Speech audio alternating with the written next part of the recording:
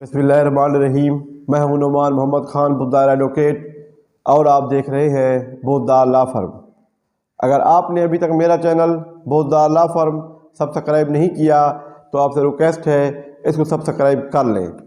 تاکہ میری آنے والی ہر ویڈیو آپ کو مل سکے۔ میرا یہ ایمان ہے آپ جو بانٹیں گے وہی ملے گا، آپ خیر بانٹیں گے خیر ملے گی۔ آج ہم ڈسکس کرنے جا رہے ہیں فیملی کورٹس ایکٹ 1964 کا سیکشن 9 جو کہ سب سے اہم سیکشن ہے، ریٹن سٹیٹمنٹ۔ اس کا جو سب سیکشن 1 ہے وہ یہ کہتا ہے کہ جب بھی ڈیفینڈنٹ جو ہے اس کو سیکشن 8 کے تحت نوٹس ملتا ہے تو وہ پھر کورٹ کے اندر پیش ہوتا ہے تاکہ وہ اپنی ریٹن سٹیٹمنٹ جمع کوائے، ساتھ میں جو سکیجول ہے جس میں نمبر آف وٹنسز کتنی ہوں گے وہ جمع کروائے، ان وٹنس کے نیم اور ایڈریس وہ بھی جمع کرائے، اور کوئی اور ڈاکومنٹس جو اس کے ساتھ اس کو پروف کرنے کے لیے ضروری ہیں تو وہ بھی جمع کروائے۔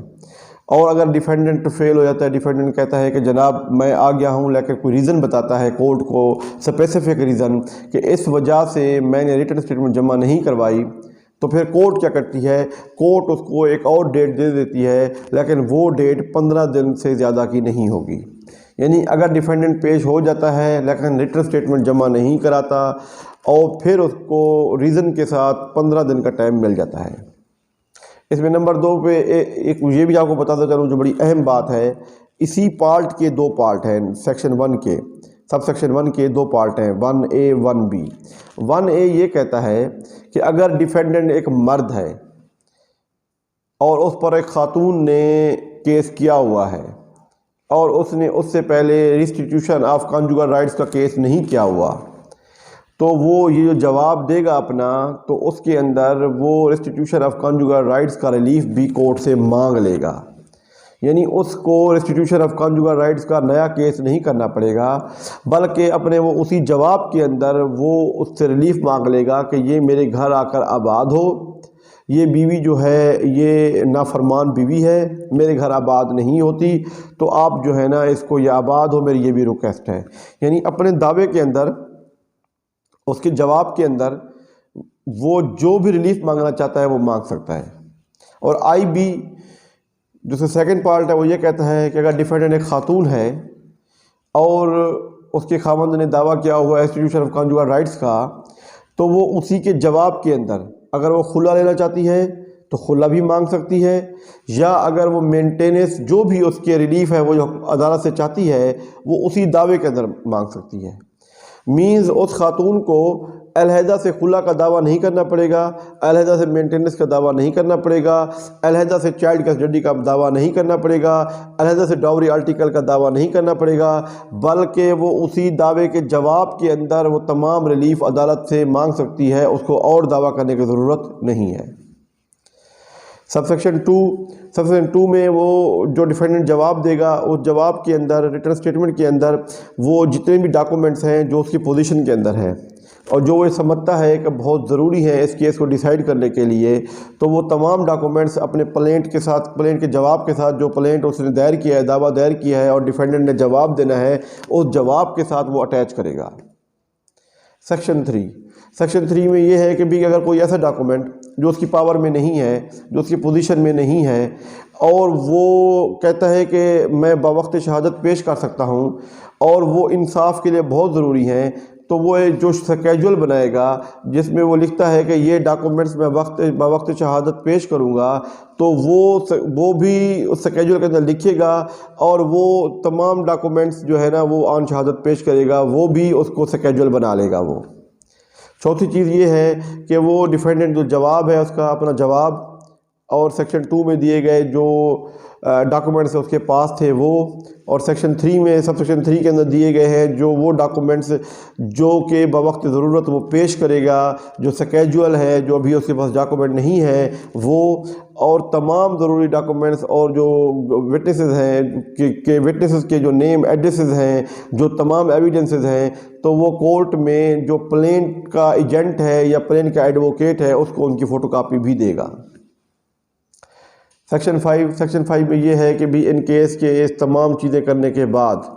مینز ہم نے ڈیفینڈنٹ کو انٹیمیٹ بھی کر دیا ہے، اس کو واٹس ایپ بھی کر دیا ہے، اس کو ایکنالجمنٹ ریسیپٹ بھی آ گئی ہے، ہم نے پروکلامویشن بھی کر لی ہے، ہم نے ایفیکس بھی کر لیا ہے، اس کے باوجود ڈیفینڈنٹ عدالت کے اندر پیش نہیں ہوا، تو پھر کیا کریں؟ پھر اس کی دو صورتیں ہیں۔ پہلی صورت یہ ہے کہ جو عدالت جو ہے اگر وہ تمام چیزیں کرنے کے بعد پیش نہیں ہوتا تو اس کے خلاف ایکس پارٹ پروسیڈنگ سٹارٹ کر دے گی۔ ایکس پارٹ پروسیڈنگ اور ہوتی ہے، ایکس پارٹ ڈگری اور ہوتی ہے۔ ایکس پارٹ پروسیڈنگ کا مطلب ہے یک طرفہ پروسیڈنگ اس کے خلاف سٹارٹ ہو جائے گی۔ اگر وہ ایکس پارٹ پروسیڈنگ کو ختم کرنا چاہے گا تو وہ پھر کورٹ کے اندر آئے گا، کورٹ کو بتائے گا کہ اسپیسیفک ریزن کہ اس ریزن کی وجہ سے میں آپ کے پاس نہیں پہنچ سکا، یا پھر یہ ایک سالڈ ریزن، میں بیمار تھا، میرا ایکسیڈنٹ ہو گیا تھا، میری وائف کی ٹانگ ٹوٹ گئی تھی، یا جو بھی معاملات ہیں وہ آ کر بتائے گا، پھر کورٹ جو ہے اس کو ریلیف دے دے گا۔ دوسری اس کی بی پارٹ ہے کہ وہ یہ ثابت کرنے میں کامیاب ہو جاتا ہے کہ جناب سیکشن 8 کے تحت جو انٹیمیشن تھی ڈیفینڈنٹ کو، مجھے کسی طریقے سے بھی انٹیمیشن نہیں ملی، تو پھر کورٹ کیا کرتی ہے؟ کورٹ اس کو ایک فریش سمن ایشو کر دیتی ہے۔ فریش سمن کا مطلب یہ ہے کہ اس کوئی کارروائی ایکس پارٹ نہیں کرے گی، فریشلی نیو سمن دے گی، وہ یقین کر لے گی اس کی تمام چیزوں پر کہ اس کو کوئی چیز نہیں ملی۔ 5A اس کے اندر ایک نئی امینڈمنٹ آئی ہے فیملی کورٹ ایکٹ 1964 کے اندر، وہ یہ کہتا ہے کہ بھی اگر ان کیس ڈیفینڈنٹ کو جو ہے تمام چیزیں مل گئی ہیں اور ڈیفینڈنٹ نے انٹیمیشن کے بعد بھی جواب نہیں دیا، تو کورٹ کے پاس یہ اختیار ہے کہ وہ ڈیفینڈنٹ کے حق جو ہے وہ ختم کر سکتی ہے۔ حق ختم کر کے وہ سٹک آف کر کے ڈیفینڈنٹ کا وہ فیملی کورٹس لاز کے مطابق اپنا فیصلہ سنا سکتی ہے۔ سیکشن 6 ہے، سیکشن 6 یہ کہتا ہے کہ اگر ایک ایکس پارٹ ڈگری ہو گئی ہے، جو ہی ایکس پارٹ ڈگری ہو جاتی ہے اس کے 2 سے 3 دن کے اندر اندر جو پروسیس سروے کی ایجنسی ہے وہ ایکس پارٹ ڈگری کا جو نوٹس ہے، نوٹس اور اس کی سرٹیفائیڈ کاپی کے ساتھ وہ تمام ڈاکومنٹس جو ہے وہ ڈیفینڈنٹ کو بھیجتی ہے۔ اگر وہ ڈیفینڈنٹ کو بھیج دیتی ہے، ڈیفینڈنٹ کو مل جاتی ہے، اور ڈیفینڈنٹ کو ملنے کے بعد وہ کورٹ کے اندر پیش آتا ہے کہ جناب میں آ گیا ہوں، اگر وہ پیش ہوتا ہے اور اس کے اندر وہ ایک اسپیسیفک ریزن بتاتا ہے کہ جناب اس دن فار ایگزامپل کرونا تھا میں نہیں آ سکا، یا کوئی ایسی ریزن بتاتا ہے کہ جس میں وہ کورٹ کو مطمئن کر لیتا ہے کہ جناب کہ میں آنا چاہ رہا تھا لیکن میں نہیں آ سکا، اور اس کورٹ اس ریزن پہ بلیو کر لیتی ہے، لیکن اس سے پہلے وہ کیا کرے گی؟ جو اپلیکنٹ ہے، جو پلینٹف ہے، وہ اس کو انٹیمیشن بھی کرے گی۔ پلینٹف کو جو ہی انٹیمیٹ کرے گی، پلینٹف بھی آ کر اپنا جواب دے گا۔ اس کی بحث کے بعد کورٹ اگر چاہے تو تھوڑا سی کاسٹ بھی لگا سکتی ہے، کاسٹ لگا کے ایکس پارٹ ڈگری جو ہے وہ ختم کر کے اس کو دوبارہ ایک موقع دے سکتی ہے کہ جناب یہ ٹائم پر نہیں پہنچ سکا۔ اور ایک اور چیز جو سب سے اہم چیز ہے اس کے اندر وہ یہ ہے کہ جو سیکشن 7 ہے اس کا، وہ یہ کہتا ہے کہ جو نوٹس جس کا ذکر کیا گیا ہے سیکشن 6 کے اندر کہ ایکس پارٹ ڈگری جو ہے وہ ہو گئی ہے، اور پروسیس ایجنسی جو ہے وہ نوٹس جو ہے 3 دن کے اندر اندر وہ ڈیفینڈنٹ کو بھیجتی ہے، تو جو وہ ڈیفینڈنٹ کو بھیجتی ہے تو وہ پروسیس سروے کی ایجنسی کے ذریعے بھی بھیج سکتی ہے، وہ ایکنالجمنٹ ریسیپٹ کے ذریعے بھیج سکتی ہے، وہ الیکٹرانکلی بھیج سکتی ہے، وہ تمام طریقوں سے بھیج سکتی ہے۔ سیکشن 7 اس کا یہ کہتا ہے کہ بھی جو ڈیفینڈنٹ ہے اس نے اگر اس کو جو بھی ڈاکومنٹس ہم نے بھیجے ہیں، فار ایگزامپل اس کو انٹیمیشن بھیجی ہے، پلیٹ بھیجا ہے، چیزیں بھیجی ہیں، ان سب کا مقصد یہی ہے کہ جو ڈیفینڈنٹ ہے وہ آئے، مینز ہم اس کو کاپی تو بھجواتے ہیں نا، ایک صاف ستھری کاپی اس کے پاس جاتی ہے، اس کو نوٹس بھی جاتا ہے ڈیفینڈنٹ کو، اس کا مقصد یہ ہوتا ہے کہ ڈیفینڈنٹ آئے اور 15 دن کے اندر آ کر اپنا جواب دے۔ امید ہے آج کا لیکچر آپ کو بڑا پسند آیا ہوگا۔